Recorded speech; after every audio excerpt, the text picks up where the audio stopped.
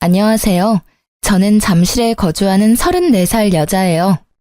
이 나이에 혼자 사는 것도 나쁘지 않더라고요. 사실 제 나이면 결혼하고도 남을 나이라는 건 알고 있어요. 결혼 정년기라는 말도 있잖아요. 여자들이라면 공감하지 않을까요? 여자 나이 30살이 넘어가면 결혼을 생각해봐야 한다고 주변에서 결혼 얘기도 많이 들려오고 청첩장도 많이 받고 하니까 아무래도 결혼과 가까워질 수밖에 없더라고요. 저도 한번 결혼한 경력이 있는데요. 결혼을 경력이라고 해도 될진 모르겠는데 지금은 이혼했어요. 저도 주변에서 다들 결혼하니까 마음이 점점 조급해지기도 했어요. 그래서 했던 것도 없지 않아 있죠. 얼마 전에 제가 가지고 있던 똥차를 벤츠인 줄 알고 뺏어간 사람이 이제야 알았는지 연락이 왔었는데요. 정말 묵은 때를 벗긴 상쾌한 그 기분, 다들 아시죠? 제가 그 기분을 느꼈잖아요. 이걸 사람들에게 자랑하고 싶은데 같이 일하는 선배가 알려줘서 이렇게 많은 사람에게 제 이야기를 해보려 합니다. 안 그래도 팍팍한 사회에 웃을 일이 없다고 하던데 제 사연으로 여러분에게 웃음을 선사할 테니 끝까지 집중해서 들어주세요. 언제까지 울기만 할 거예요. 저 그렇게 한가한 사람 아니거든요. 잠깐만요. 언니, 저 언니한테 사과하려고 언니 부른 거예요. 남편도 제가 언니 만나러 온 줄 몰라요. 제가 생각이 짧았어요. 이래서 남의 손 탄 사람은 뺏는 게 아니라고 했는데 미안해요. 이제 와서 나한테 사과한다고 달라지는 건 아무것도 없을 텐데 이러는 이유가 뭐죠?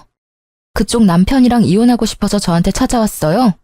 정말 저한테 해결책이 있다고 생각한 거예요? 그냥 힘드니까 언니 생각이 났어요. 언니만이 제 마음을 이해해 줄 수 있으니까요. 가끔 이렇게 만나서 제 사정만 들어주시면 안 될까요? 이렇게 부탁할게요. 이게 대체 무슨 상황인지 궁금하시죠? 저를 찾아와서 언니라고 친한 척하며 눈물 콧물 질질 짜고 사과하는 사람은 바로 제 남편과 바람난 상간녀랍니다. 상간녀가 본인이 먼저 저를 찾고 이렇게까지 사과하는 게 신기하다고요? 이 얘기를 하려면 남편과 결혼 생활하던 2년 전쯤으로 돌아가야겠네요. 제가 남편과 결혼했을 때 집안 공기가 묘하게 바뀌는 걸 나중에서야 알았는데요. 시어머니와 남편은 시아버지 앞에서는 꼼짝도 못하더라고요. 시댁의 기둥은 시부였죠. 어쩐지 시댁에 처음 인사하러 갔을 당시에 시모 눈빛은 제가 크게 마음에 안 드는 것 같은데 말과 행동은 사근사근하게 구니까 뭐가 진짜인지 헷갈렸었거든요. 그게 다 시부 앞이라 그랬던 거였더라고요. 아무튼 시모는 시부가 없는 시간에만 교묘하게 저를 괴롭혔어요. 예, 너 오늘 쉬는 날이라면서? 쉬는 날이면 째깍째깍 시댁에 와야지. 내가 이런 사소한 일까지 알려줘야 하니? 어쩜 이렇게 손이 많이 가는 애가 며느리로 왔는지 참. 저 양반은 그저 일하는 사람이라면 두 팔 벌려 환영하는 버릇 좀 고쳐야 해. 시어머니는 제게 시부욕을 스스럼없이 하셨는데 처음 이런 얘기를 들었을 때 얼마나 당황했는지 몰라요. 얼른 시댁으로 오라고 불효령을 하시곤 전화를 끊으셨거든요. 시아버지는 숙박 사업을 하시는 분이라 일주일 내내 회사로 출근하셔서 시댁엔 거의 시모 혼자 있었죠. 남편은 시부 회사에서 일을 배우고 있었고요. 저는 호텔리어라 주로 휴무날이 주말이 아닌 평일이거든요. 그런데 시모가 절 부르는 날마다 제 휴무날인 게 이상하더라고요. 아들한테 물어보면 다 알려주니까. 행여나 너 나한테 거짓말할 생각 마라. 넌 내 손바닥 아니야. 네가 아무리 발버둥 쳐봐라 내 눈 밖에서 벗어날 수 있나. 가서 배고프니까 밥이나 좀 차려와. 난 맨날 네 시아비 아침 저녁 차리느라 낮엔 꼼짝도 하기 싫다. 어머님, 제가 집에서 쉬는 사람도 아니고 저도 일주일에 이틀 쉬는데 저도 쉬고 싶어요. 이럴 거면 제가 이모님이라도 불러드릴까요? 어젠 야간 근무여서 잠도 얼마 못 잤다고요. 이모님은 무슨, 그럴 돈 있으면 나한테나 줘봐라. 그리고 그런 사람 부르면 네 시아비가 가만히 있겠어? 무슨 돈으로 불렀냐부터 시작해서 잔소리란 잔소리는 다 알 텐데 그 잔소리를 네가 듣겠니? 내가 듣지. 넌 나이도 젊은 게 잠이 부족해서 되겠니? 운동 좀 해. 시모는 이렇게 시아버지가 없을 때면 저를 식모처럼 부려먹을 생각만 하고 사셨나 봐요. 본인 밥 차려오라는 건 애교 수준일 만큼 시어머니의 시집살이는 날이 갈수록 심해졌거든요. 하루는 비가 추적추적 내리는 날이었는데 날씨는 전혀 상관이 없어요. 시모는 또 저를 시댁으로 불렀죠. 마당에 잔디가 많은데 비가 오면 저 잔디들이 더 크고 튼튼하게 자랄 거 아니야. 난 쭈그리고 앉으면 무릎이 쑤시고 비 오니까 허리 아파서 못하겠으니 네가 나가서 잔디 좀 뽑아라. 네? 비 오는데 잔디를 어떻게 뽑아요? 그리고 아버님이 잔디 깎는 기계 사들인 걸로 알고 있는데 비 그치면 제가 기계로 다 깎을게요. 오늘은 날씨가 이래서 못해요. 저도 못한다고요. 젊은 애가 못하는 게 어딨어? 넌 회사에서도 상사가 일 시키면 못하겠다고 이러니? 네 시아비가 시킨 일이니까 잔말 말고 해.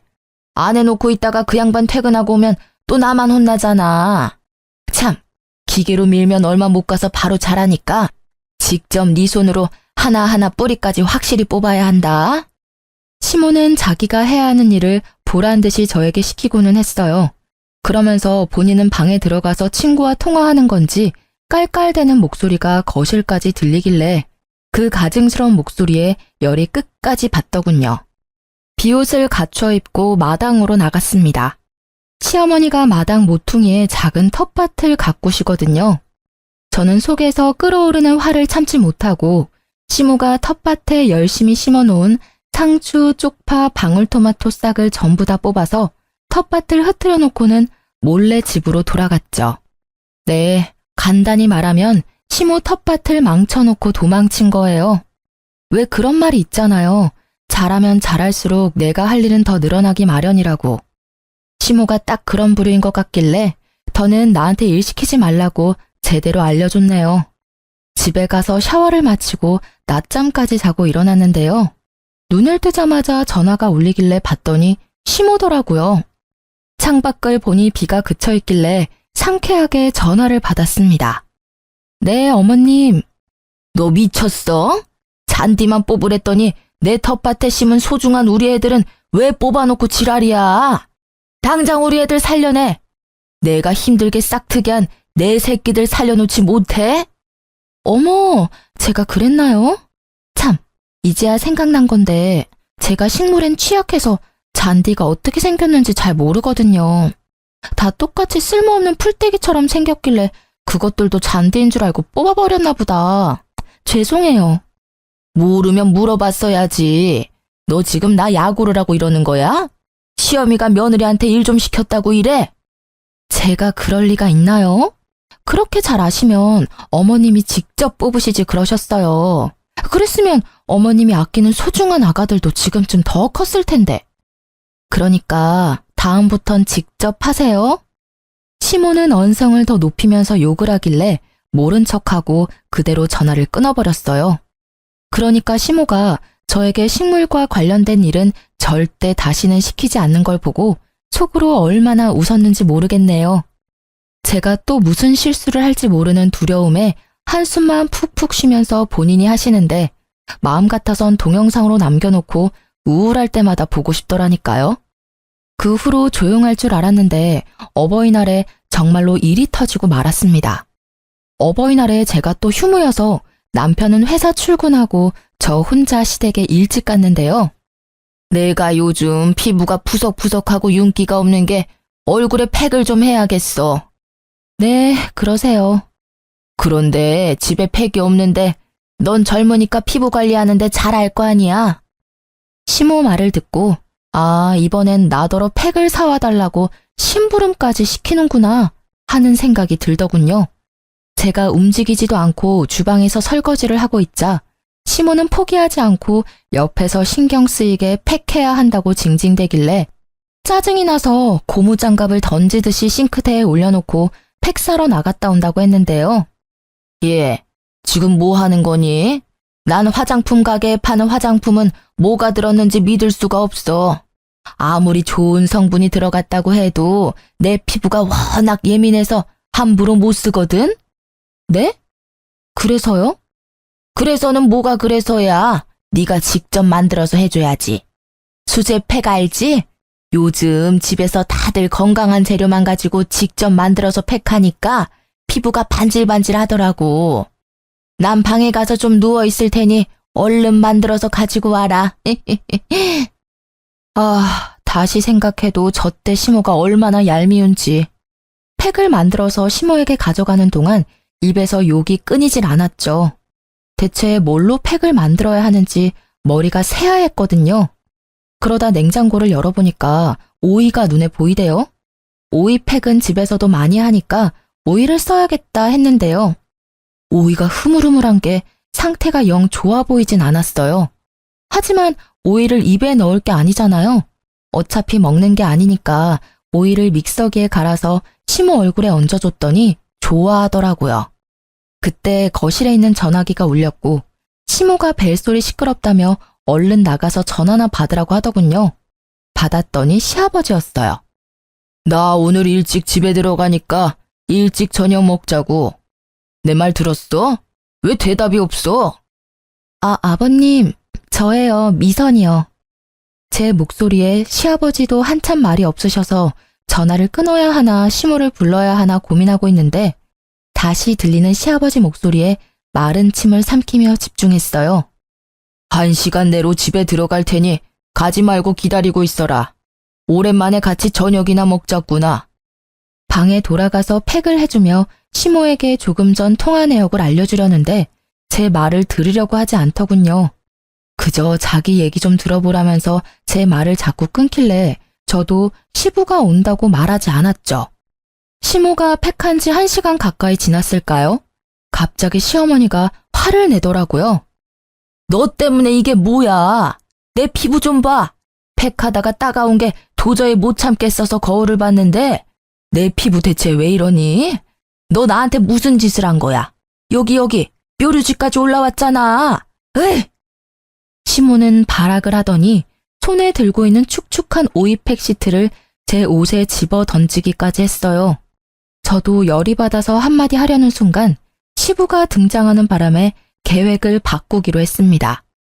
시모 목소리가 워낙 커서 그랬는지 시모는 시부가 들어오는 소리를 못 들었나 봐요. 시모는 주방 안에 있던 저를 보고 있어서 등 뒤에 있는 시부를 보지 못했고 저 혼자 시부와 눈이 마주치자마자 바로 고개 숙이고는 우는 척 연기했죠. 어머님, 죄송해요. 제가 잘 확인하고 팩을 드렸어야 했는데 다 제 불찰이에요. 다음부터는 제대로 확인하고 팩 만들어서 해드릴 테니 그만 화 푸세요. 어쭈? 이게 사과한다고 끝날 일인 줄 알아? 불쌍한 척하면 내가 봐줄 줄 알았니? 나 내일부터 피부과 갈 테니까 병원비는 네가 전부 내라. 알겠어? 시모는 제가 우는 척을 하니까 기가 찬다는 듯이 손을 번쩍 들었는데요. 저는 눈을 질끈 감았고 맞을 각오를 했지만 시모 손길이 제 어디에도 닿는 느낌이 나지 않았어요. 시부 목소리만이 제 귀에 들렸고 시모가 귀신이라도 본 것처럼 화들짝 놀라며 기겁하는 모습도 봤죠. 그게 다 무슨 소리야? 여보, 당신이 왜 이 시간에? 당신 나 없는 동안 매일 새아가한테 그런 식으로 한 거야? 정신이 있는 거야 없는 거야? 이 사람이 새아가 앞에서 부끄럽지도 않아? 알아서 잘하는 애를 잡긴 뭐하러 잡아? 저는 시부가 제 편을 들어줘서 시모보다 더 놀랐어요. 그리고 이때 알았습니다. 시아버지께서 표현이 서툴러서 그렇지 저를 무척이나 아끼고 있었다는 사실을요. 어쩐지 뿌듯하고 어깨에 힘이 들어가는 게 기분이 좋았어요. 시모는 시부 말에 당황하더니 여보, 그게 아니라 저것 때문에 내 피부 좀 봐요. 상한 오이로 내 얼굴에 팩을 했다니까. 그러니 내가 화가 안 나겠어요. 피부는 망가지면 돈이 수백 깨지는 건 기본이라고요. 하다 새아가한테 시중까지 시켰단 말이야? 못났다. 참 사람이 못났어. 쭈글쭈글한 피부에 그깟 팩한다고 당신이 새아가 피부처럼 되는 줄 알아? 정신 좀 차려. 시모는 괜히 한마디 했다가 시아버지께 더 혼이 났고 저는 이때다 싶어서 우는 척 연기하며 시모가 제게 한 짓들을 전부 일러바쳤어요. 시부는 저에게 시모가 조금이라도 일을 시킨다면 바로 자기에게 얘기하라고 끝까지 제 편을 서주시고는 멋있게 방으로 들어가셨습니다. 시모는 그런 시부를 쫓아가셨고요. 저는 그날 이후로 시부 앞에서는 은근히 부탁하는 말투로 시모를 부려먹었죠. 어머님, 젓가락이 떨어졌는데 하나만 가져다 주시면 안 될까요? 어머님이 제일 가까워서요. 넌 손이 없니 발이 없니? 이 사람이 정말. 가져다 주면 될 거 아니에요. 내가 가져다 주려고 했어요. 아유 참, 잠깐만 기다려라. 아, 어머님, 일어나신 김에 시원한 물 한 잔도 부탁드릴게요. 이렇게 제가 시모와 고군분투하는 동안 남편에게 솔직하게 얘기한 적이 있었는데요. 남편은 들은 척도 안 하더라고요. 그저 저만 계속 참으라며 자기 엄마 편만 드는 거 있죠? 시부는 하나도 안 닮고 시모 성격만 어쩜 저리 닮았는지 더 얘기하면 저만 속이 터졌어요. 그래서 남편과 그다지 사이가 좋지 않았는데 호텔에서 동료들끼리 부부 동반 여행을 가자며 동료가 추진했고 저도 이번 기회에 남편과 사이도 풀 겸 남편에게 여행 가자고 했거든요. 공짜야? 내 돈 한 푼도 안 쓰는 거면 당연히 가지. 운전도 당신이 하는 거지? 요즘 운전만 하면 빨리 피곤해진다고. 나 가서 잠만 자? 그래도 되면 내가 운전하고. 남편은 저와 하는 건 뭐든 하기 싫어하고 본인 돈, 체력, 시간을 쓰는 걸 굉장히 아까워했습니다. 그래도 저만 빠지긴 좀 그래서 남편에게 최대한 맞춰주기로 하고 겨우 같이 갈 수 있었네요. 그런데 저놈이 미쳤는지 저녁에 술을 많이 마시고는 여자 동료들에게 추근대다가 분위기가 험악해진 거예요. 어차피 같이 온 여행인데 다 같이 놀아야 재밌죠. 우리 술게임 할래요? 술게임! 그만하시죠. 술 많이 드신 것 같은데. 그만 들어가서 주무시는 게 낫겠네요. 제가 방에 데려다 드릴 테니까. 아이씨, 넌 뭐야? 나 지금 희정 씨랑 얘기하고 있잖아. 희정 씨, 이리 와봐요. 그래요, 정우 씨. 많이 취한 것 같으니까 그만 들어가서. 남편은 제 동료인 희정 씨 팔을 잡고 끌어당겼다가 희정 씨 남편에게 주먹을 맞고 말았어요. 결국 남편은 그대로 기절해서 동료 남편들이 남편을 방까지 데려다 주기까지 해야 했습니다. 얼마나 쪽팔렸는지 동료들과 남편분들 앞에서 고개를 들 수가 없었죠. 심지어 다음날 아침에 남편이 기억 안 나는 척하면서 사과 한마디도 하지 않았어요. 그날 집으로 돌아오는 길 차 안에서 엄청나게 싸웠는데 남편은 자기가 뭘 잘못했는지도 모르더라고요. 내가 거기서 사과한다고 내가 실수한 게 없던 일이 되냐? 그리고 기억도 안 나는 일인데 내가 사과를 왜 해야 하는데? 네가 하자는 대로 했잖아. 근데 왜 나한테 지랄이냐고. 당신 기억 나잖아. 나면서 사과하기 싫어서 당신도 쪽팔리니까 기억 안 나는 척한 걸 내가 모를 줄 알아? 내가 희정 씨한테 전화할 테니까 당신 무조건 잘못했다고 사과해. 희정 씨 남편분에게도 사과하고. 아씨, 운전하는데 열받게 할래? 나 좀 내버려 둬. 난 네가 하자는 대로 해줬잖아. 그러니까 너도 한 번은 내가 하고 싶은 거 하게 해줘야 할 거 아니야. 그래야 수지타산이 맞지. 넌 호텔에서 일하는 애가 계산이 안 돼? 머리가 안 돌아가? 으휴. 이렇게까지 말 안 통하는 사람 보셨나요? 저는 처음 보거든요. 속이 불타는 기분도 처음 느껴봤고요. 이때 남편과 살면서 처음으로 이혼하고 싶다는 생각이 강하게 들었어요. 정말 진심으로 쪽팔렸거든요. 나 혼자 바람 쐬고 싶으니까 연락하지 마. 알겠어? 연락하면 나 집에 안 올 수도 있다. 나 내버려 두라고 분명히 얘기했어. 어디로 가는데? 어디로 가는지는 알려줘야지. 아, 좀. 내 마음이 가는 대로 알아서 갈 거야. 남자는 혼자만의 시간이 필요하다고. 그렇게 하나하나 전부 알려고 하면 남자는 어떻게 되는 줄 알아? 계속 밖으로 도망만 치는 거라고. 알겠어? 부부 동반 여행을 다녀온 지 얼마 안 돼서 남편은 자기 혼자 바람 쐬고 싶다면서 저한테 어디로 간다는 말도 없이 진짜로 떠나버린 거예요. 시아버지께도 전부 얘기를 했나 보더군요. 남편이 바람 쐬러 가겠다고 떠난 게 원래 쉬는 날이 아닌 평일이었거든요. 안 그래도 저는 시부와 가끔 톡 정도는 주고받고 있었는데 다음날 갑자기 시아버지가 제게 200만 원을 입금해주면서 남편이랑 둘이 여행 가는데 맛있는 거 사 먹으라고 톡이 왔더라고요. 대체 이게 무슨 말이지? 남편이랑 여행은 뭐고 이 돈은 뭐지? 궁금증을 참지 못하고 물어봤죠. 아버님, 남편이 저랑 여행을 간다고 했어요? 아버님께 그렇게 말했단 말씀이시죠? 그놈이 세아가 너랑 곧 1주년이라서 여행 가고 싶다고 하길래 내가 일정 빼줬다. 모자라면 나한테 연락해라. 돈이야 너희한테 얼마든 줄 수 있으니. 이 인간이 1주년이라고 여행 간다며 뻥을 쳤더라고요. 휴가를 내고 어딘가 여행은 가고 싶은데 시부가 허락을 안 해주니까 저를 팔아넘긴 거죠. 아버님에게 1주년 여행은 저도 처음 듣는 소리라고 말하니 남편이 저와 함께 부산 여행을 간다고 말했다더라고요. 완전히 미친 거죠. 저는 그놈 잡으려고 일부러 직장에 연차까지 내고 자차 타고 부산으로 내려왔어요. 장장 5시간 운전을 분노의 질주를 하며 달려왔죠. 그런데 무작정 온 거라 어디서 어떻게 찾아야 할지 막막하더라고요. 그때 머릿속에 번뜩 떠오른 게 있었습니다. 예전 남편의 휴대폰을 훔쳐보다가 숙소 예약하는 어플을 몰래 들어가 봤는데 결혼 전에 남편이 예약했던 호텔 내역들이 쭉 있었죠. 신기하게 한 군데만 주구장창 예약했더라고요. 설마 하고 그 이름을 검색해서 밤늦게 무작정 찾아갔어요. 같은 이름의 다른 호텔이면 어떡하나, 여기에도 이놈이 없으면 어떡하지? 별별 생각을 하던 중에 주차장을 들어가는데 남편놈 차를 한눈에 발견했습니다. 호텔에 남편 이름을 말하며 어느 호실에 묵었는지 알 수 있냐 물었더니 개인정보라 알려줄 수 없다더군요. 하는 수 없이 로비에서 30분 넘게 죽치고 앉아 있었죠.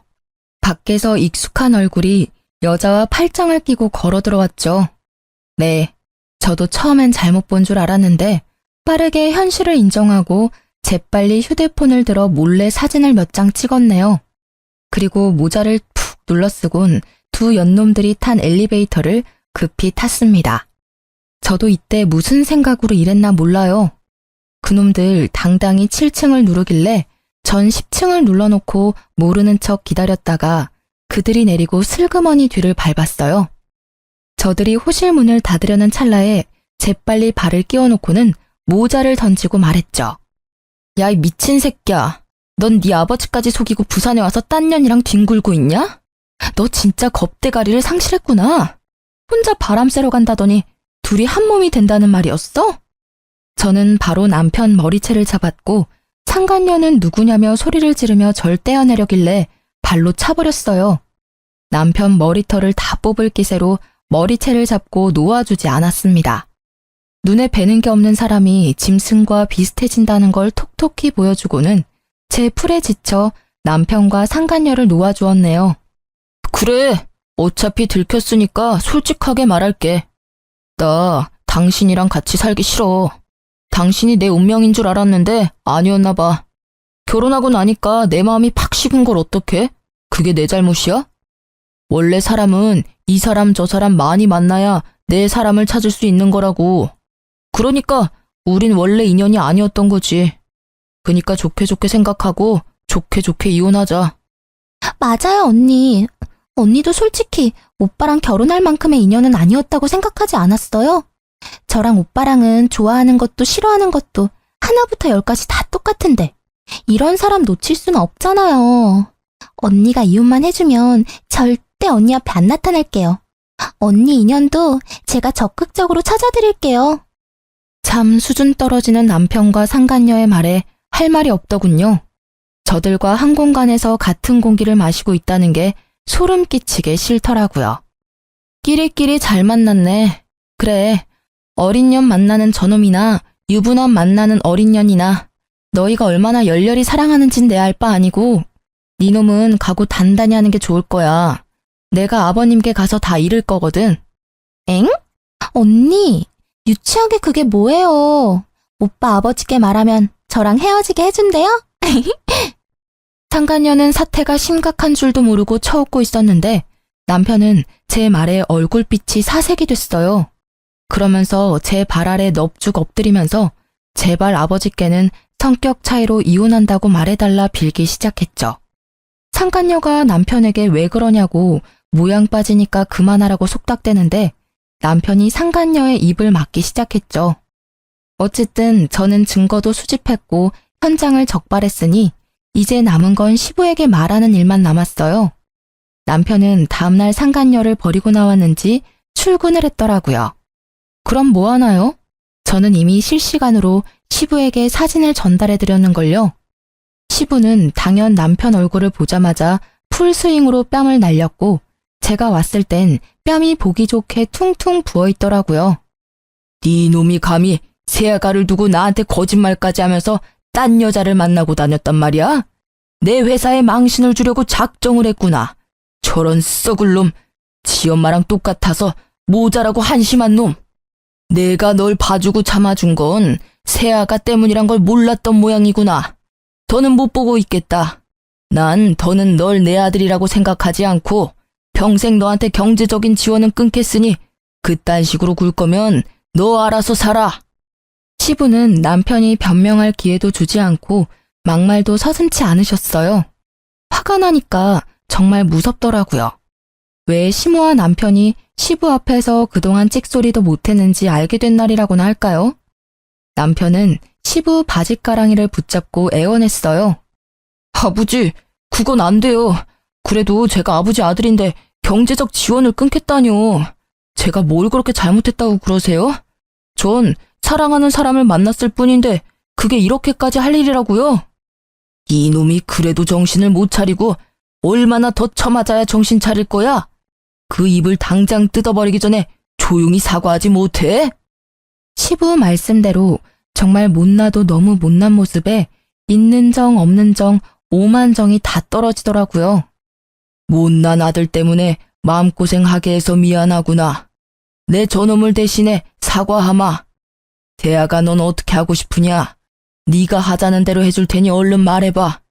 아버님이 너무 좋아서 조금 전까지도 고민했는데 저놈이랑 이혼하고 싶어요. 제가 불륜은 절대 참고 넘어갈 수가 없겠더라고요. 자꾸 그날이 떠올라서. 참, 아직 아버님께 못 보여드린 게 있는데 이거 한번 보시겠어요? 저는 시아버지 앞에서 한 번 더 눈물 연기를 하면서 휴대폰을 들이밀었어요. 그건 상간녀가 제게 보낸 메시지였거든요. 남편이 상간녀를 버리고 서울로 가버리더니 불안했던 상간녀는 제게 남편의 아이를 가졌다며 메시지를 보냈더라고요. 두 줄이 선명하게 찍힌 사진을 함께 보내며 남편은 아직 모르는 사실이니 제가 먼저 포기해줬으면 좋겠다는 내용이었죠. 시아버지는 손까지 부들부들 떠시면서 본인이 책임지고 남편과 이혼시켜주겠다고 하셨어요. 저놈에겐 내 새아가 네 앞에서 약속했듯이 10원 한 장도 지원해주지 않을 생각이다. 그리고 내 회사에서도 아웃이야. 저런 무능력한 놈은 아무리 아들이라고 한들 내가 힘들게 키운 회사를 저딴 놈에게 물려줄 수 없지. 못난 식구들 비위 맞추느라 그간 고생 많았다. 내가 해줄 건 없고 위자료 빵빵하게 챙겨줄 테니 그거라도 받아주겠니? 아버지, 저희 사이에 애도 없는데 그렇게까지 해줘야 해요? 그럼 네가 위자료 줄래? 너 돈 있어? 나한테 위자료 줄 돈 있냐고. 어차피 내가 소송해도 아버님이 줄 돈인데 돈 한 푼 없는 넌 좀 빠지지? 그지 새끼. 아휴. 그렇게 저는 시아버지 도움을 받아 남편과 이혼하게 됐답니다. 살다 보니 별일이 다 있네요. 저도 제 인생에 이혼할 줄은 꿈에도 몰랐는데 역시 사람 사는 게 쉽지 않더라고요. 다들 이런 생각 한 번은 해보고 살지 않나요? 앞날은 모른다고들 하잖아요.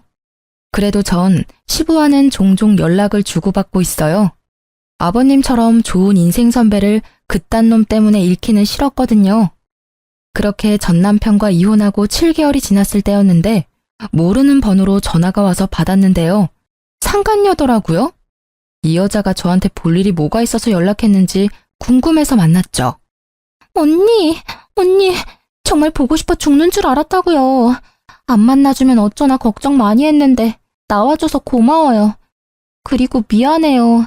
어떤 말부터 해야 할지 모르겠는데. 상간녀가 저를 보자마자 벌떡 일어나서는 제 손을 붙들고 엉엉 울길래 황당하고 어이가 없었습니다. 붙잡힌 손을 더럽다는 듯이 떨치고는 앉았죠. 근데 전현이 사람을 불러놓고 한참 울기만 하길래 점점 짜증이 나는 게 아니겠어요? 임산부라서 최대한 맞춰주려고 했는데 도무지 입 열 생각이 없어 보여서 짜증낸 거예요. 왜 불렀어요? 나 인내심 그렇게 좋지 않으니까 할 말 있으면 빨리 하세요. 언니, 저 정말 미치겠어요. 아버님은 진짜로 오빠한테 돈 한 푼 안 주시는 거 있죠? 아니, 그만큼 했으면 됐잖아요. 심지어 오빠는 아버님 회사 앞에서 1인 시위나 하고 있고, 제가 다른 일이라도 하라고 우리 애 곧 태어나면 뭐 먹이고 키울 거냐고 했거든요? 그랬더니 저한테 성질내면서 사장 아들인 자기가 어떻게 그런 푼돈 받고 딴 회사에 몸을 담그냐는 거예요. 쥐가 무슨 왕자야? 누가 들으면 허드렛 일 한 번 안 하고 자란 놈인 줄 알겠다니까요? 상간녀 말로는 전 남편과 결혼하긴 했는데 시아버지 지원이 완전히 끊겼다고 하더라고요. 겨우 상간녀 부모님이 해준 투룸에서 지내고 있는데 전 남편은 태어날 애는 생각도 안 하고 시부 회사에 다시 들어가기 위해 1인 시위까지 하면서 고집 부리고 있다고 했죠. 그리고 제 배 보이시죠? 이렇게 배가 불러있는데도 어머님은 저 구박만 하시고 저보고 마당에 있는 잔디를 뽑으래요. 그것도 손으로. 어머님이 언니한테도 그랬어요? 전 진짜 언니보다 이겼다고 생각한 게 남편 핏줄을 가진 거였거든요? 근데 아니었어요. 진짜 승자는 언니였더라고요. 근데 언니도 너무했어요. 왜 저한테 진작 말 안 해줬어요? 그랬으면 이딴 놈이랑 결혼까지는 안 했을 텐데 빨리 얘기 좀 해주지. 내가 그걸 왜 얘기해줘야 하는데요? 남의 남편 뺏어가 놓고 잘 살 수 있을 줄 알았어요? 은근히 욕심이 많은 타입이네. 원래 남의 것 뺏어간 년들은 잘 살 수가 없거든. 왜냐고? 그렇게 만난 것들은 나중에 똑같은 이유로 헤어지게 돼 있으니까. 나한테 좋은 소리 듣자고 만나자고 한 건 아니죠? 할 말 끝났으면 가볼게요. 잠깐만요. 언니, 그 오빠가 그러는데 언니 오빠랑 이혼할 때 돈 받았다면서요? 아버님이 언니한테 위자료 줬다던데 그것도 엄청 많이. 저 그 돈 좀 빌려주면 안 돼요? 곧 우리 아기 태어날 텐데 돈이 없어서 그래요. 언니는 저 이해하니까 빌려주실 거죠? 이게 목적이었어요. 앞에 신세 한타는 미끼였고 최대한 불쌍한 척해서 저한테 돈을 뜯어낼 심산이었나 봐요. 하지만 제가 옛날에 저겠어요? 당연히 거절하려고 했는데 마침 시원한 커피가 나왔길래 직원이 돌아서기도 전에 그 커피를 친절하게 받아서 상간녀 얼굴에 냅다 뿌려버렸습니다. 직원이 깜짝 놀라더군요. 바람 피운 주제에 이혼해달라고 애원해서 해줬더니 이제는 뭐가 억울해서 내 앞에서 그렇게 서럽게 우는 거지?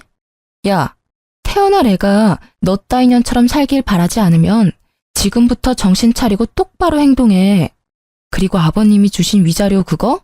그 돈은 네 년이랑 네 남편 놈이 무능해서 아버님이 대신 갚아준 돈이니까 눈독 들이지 마. 알겠니?